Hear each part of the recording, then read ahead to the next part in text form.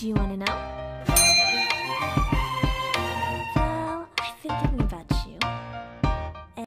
Bismillah, assalamualaikum warahmatullahi wabarakatuh. Untuk kali ini ada materi untuk kelas 5, tema 1, organ gerak hewan dan manusia. Subtema 1, pembelajaran 1 sampai 6. Ya, untuk sebelumnya mari kita melafalkan basmalah bersama. Bismillahirrahmanirrahim. Semoga dengan kegiatan belajar dengan melafalkan basmalah, Allah meridhoi kegiatan pembelajaran kita hari ini, ya, dan semua apa yang saya sampaikan bisa diterima dengan baik oleh teman-teman semua, dan semoga wabah di Indonesia ini segera berakhir sehingga kita bisa belajar tatap muka di sekolahan. Pasti tentunya teman-teman sudah merindukan sekolahan, ya. Di sini juga ada materi kelas 4 dan juga ada kelas 6. Silahkan untuk mencari di playlist, ya. Oke, lanjut untuk pembelajaran kelas 5 ini. Tema 1 yaitu organ gerak hewan. Pembelajaran 1, muatan IPA. Alat gerak hewan dan manusia. Alat gerak terdiri dari 2 macam, yaitu alat gerak aktif. Otot disebut alat gerak aktif karena dapat bergerak. Dan yang kedua, alat gerak pasif. Tulang disebut alat gerak pasif karena tanpa gerakan otot, tulang tidak dapat melakukan gerakan. Perhatikan gambar ini ya teman-teman. Jadi itu yang gambar yang oranye-oranye itu adalah otot sebagai alat gerak aktif.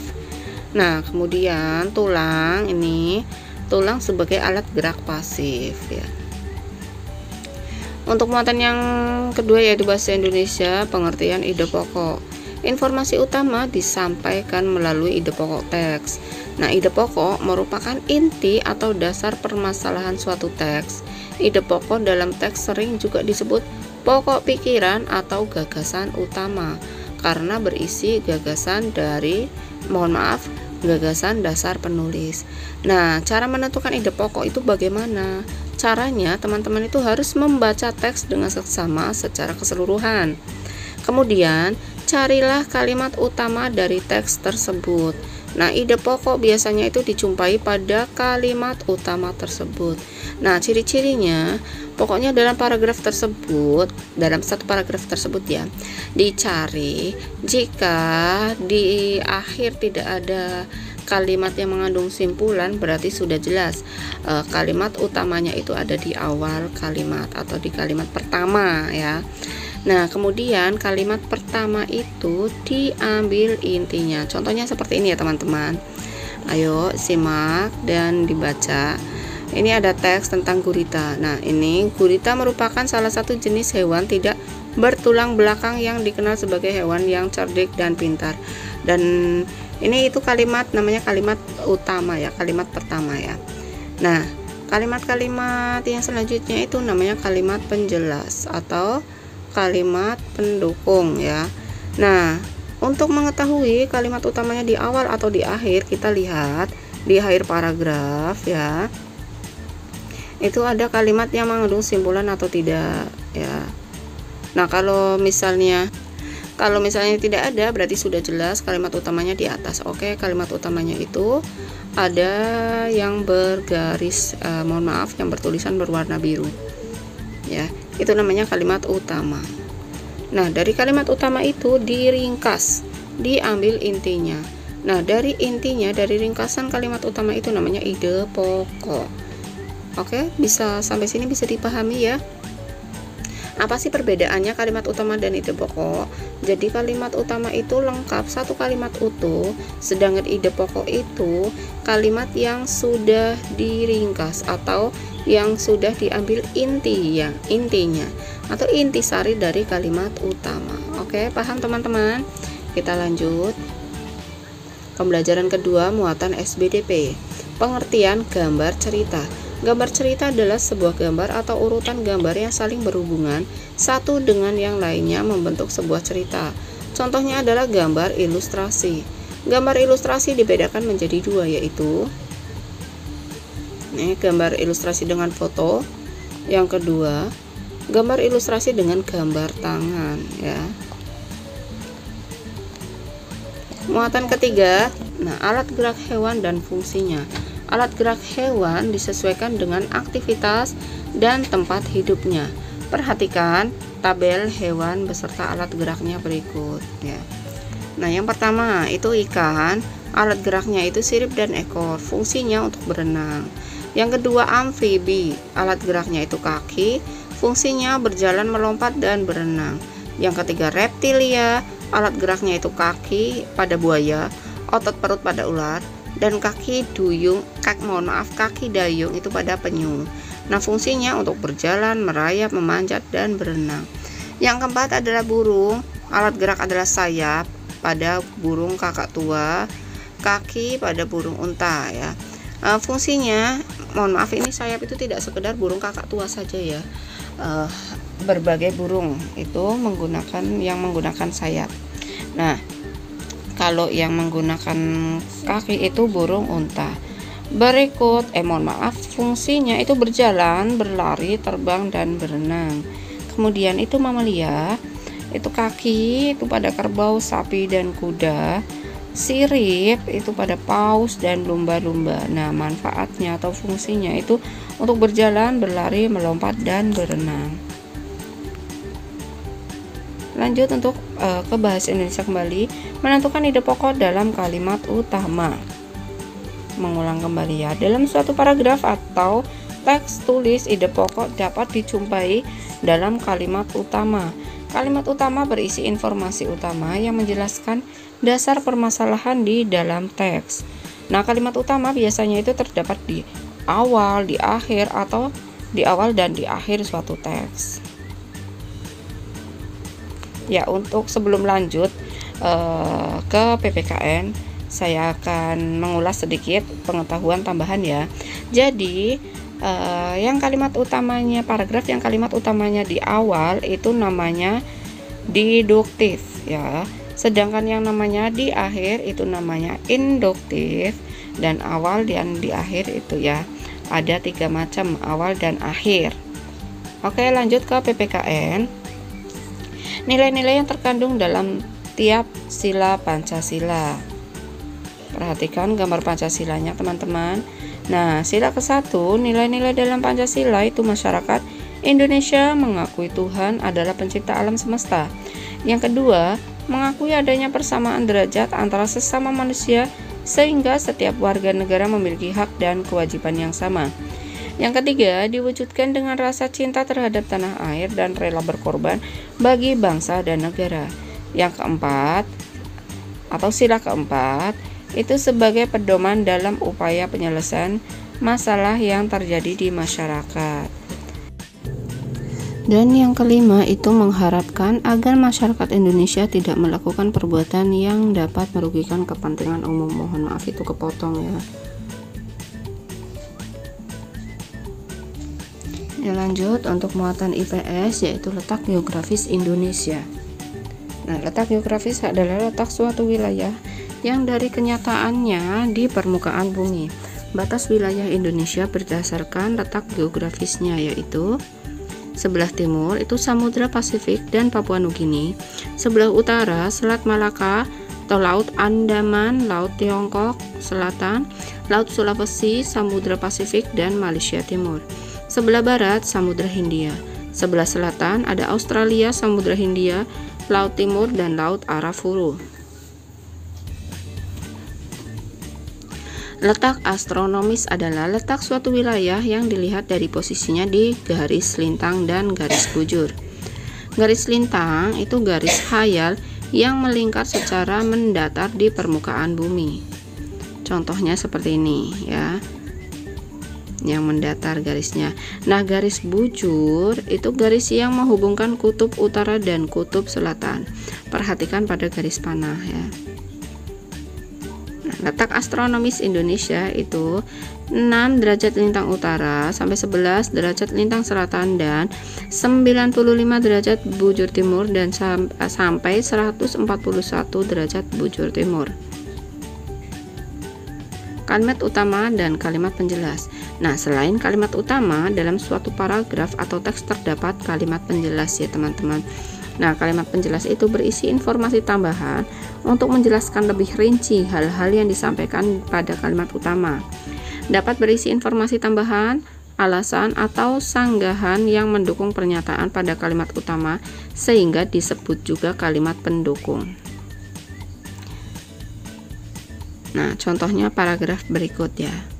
Serangga menggunakan 6 kakinya untuk bergerak.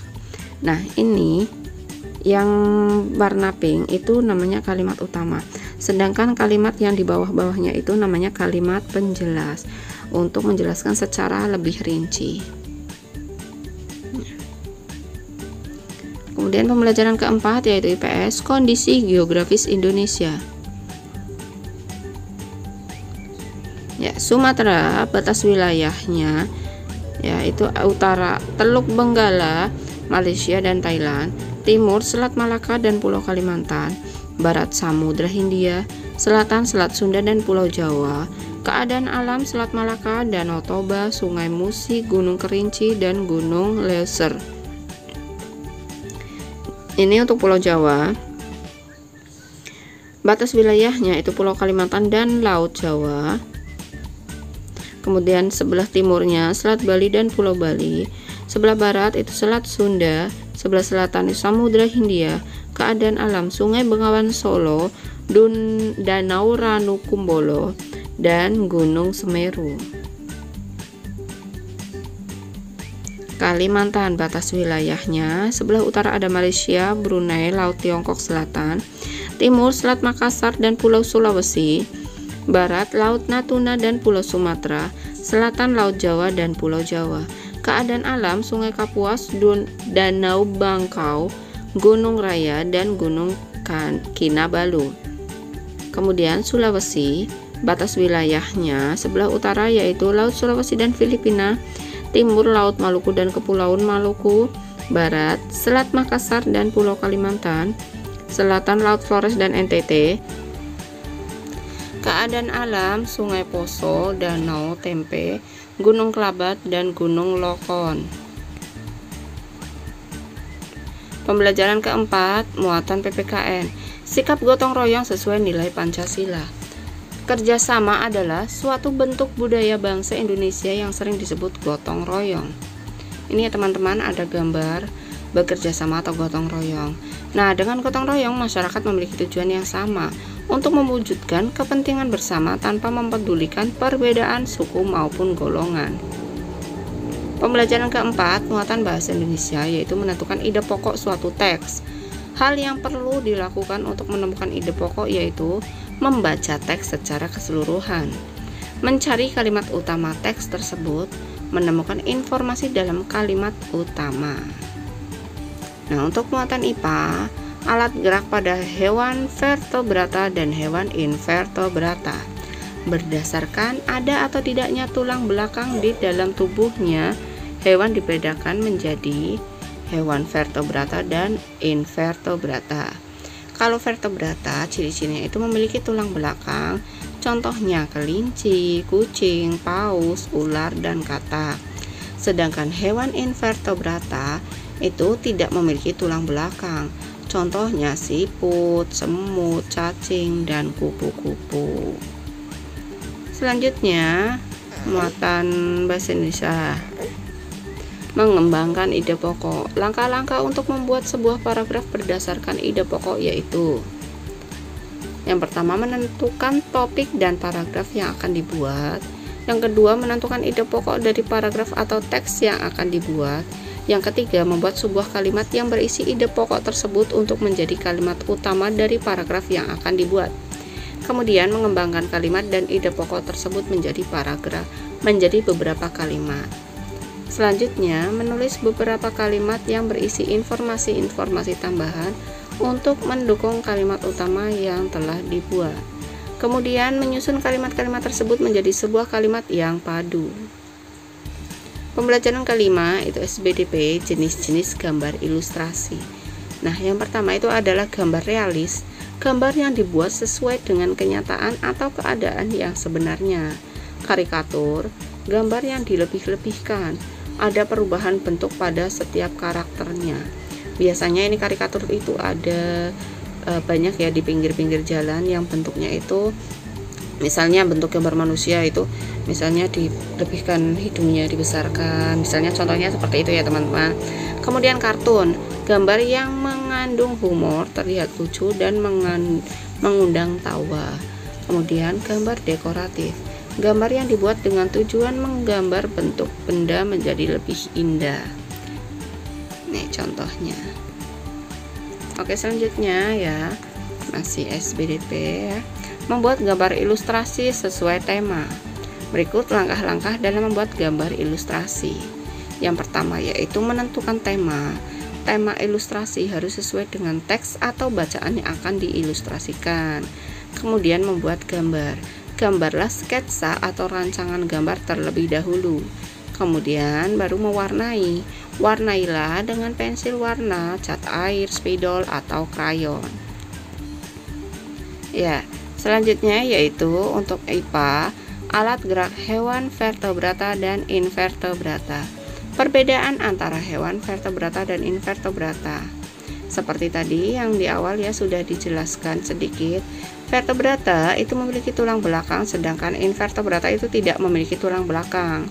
Kemudian vertebrata memiliki bagian tubuh yang umum seperti kepala, leher, dan badan, sedangkan invertebrata itu tidak memiliki memiliki anatomi tubuh yang masih sederhana.